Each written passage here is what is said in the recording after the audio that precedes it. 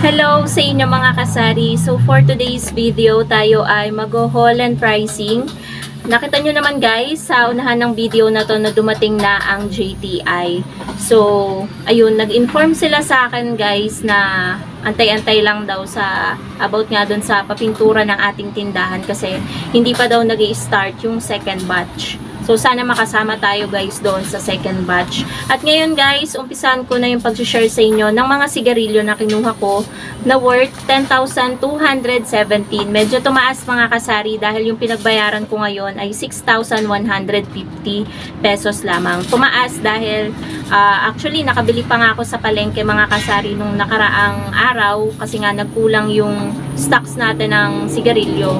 Pero ito, dinagdagan na natin guys yung kuha at umabot nga siya ng 10,217. At may nakuha din tayo guys na papri na Kopiko Blanca single. Bali ito ay 10 sachet. 10 sachet guys.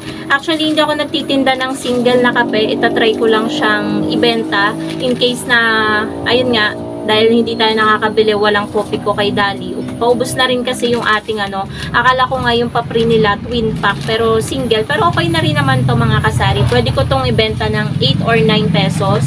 Comment down below mga kasari kung magkano yung bentahan nyo ng mga single na kape, lalo itong Kopiko Blanca. Dahil wala akong idea kung magkano yung bentahan nito. So guys, mag-start na tayo. Share ko sa inyo yung mga kinuha kong sigarilyo kay JTI. Mag-start tayo guys sa 3 kaha ng Winston Lights. Ayan. Kumuha ako ng 3 kaha. Ang bentahan nito guys, meron lang guys na gagawa dito sa harap. Ang bentahan po niyan ay 8 pesos. Bali pumatak po ng 432 ang 3 kaha. I-compute natin guys. Kasi matagal akong hindi nagkuha ng Winston.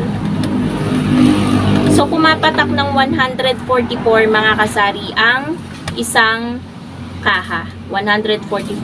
So nasa 1,440 ang isang rim nito. So ayan, 3 kaha, 432. Binebenta ko siya ng 8, 160 ang isang kaha. Next naman mga kasari ay marbles na puti or green. Yan, kumuha tayo ng isang rim. Ang puhunan nito is 1,257. Ibaba ko na nga ito. Masyado akong giliw na giliw dito sa kape. Hawak ko pa pala. So, ayan. Ang bentahan ko nito ay 140 ang isang kaha. 7 pesos per stick. 70 yung kalahati. Yan. Nag-order ulit tayo ng marbles dahil bumalik na ulit yung customer natin sa marbles na puti. So, dito na tayo guys sa camel. Nag-order ako ng camel na pula, 4 na rim, 1, 2, 3, and 4. 4 na rim. So, ito, puhunan nito kada isang rim guys is 1,066. So, ang bentahan natin yan is 6 pesos per stick, 120 ang isang kaha. Kaya, maliit lang talaga yung tinutubo natin dito mga kasari. So, 1,066 diba? Kung maubos natin, wait lang guys.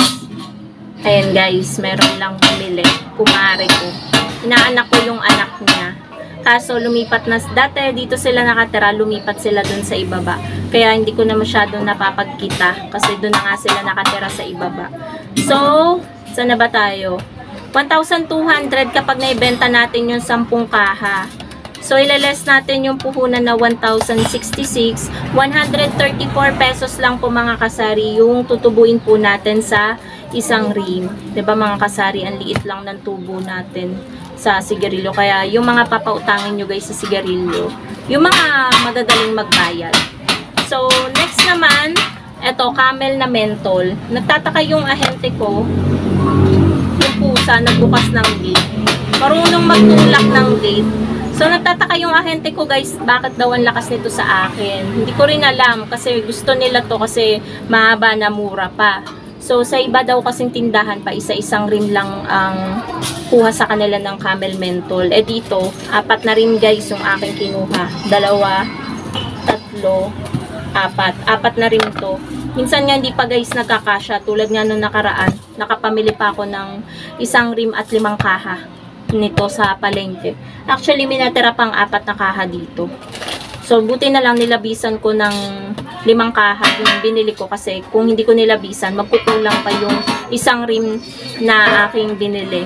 So, ito guys, same doon sa Camel na pula, 1,066. So, 6 pesos din yung bentahan natin. 120 ang isang kaha at ang kalahati naman is 60 pesos. So, yan lang naman mga kasari yung mga sigarilyo na kinuha ko kay JTI at ang balik po nila is sa June 10 after 2 weeks. Pero yung pagbabayaran natin medyo malaki, 10,217. Pero meron na naman tayong natira guys dito sa pera na benta ng sigarilyo. Kaya yun lamang po mga kasari. Thank you so much for watching and happy Monday po sa inyong lahat. Bye guys!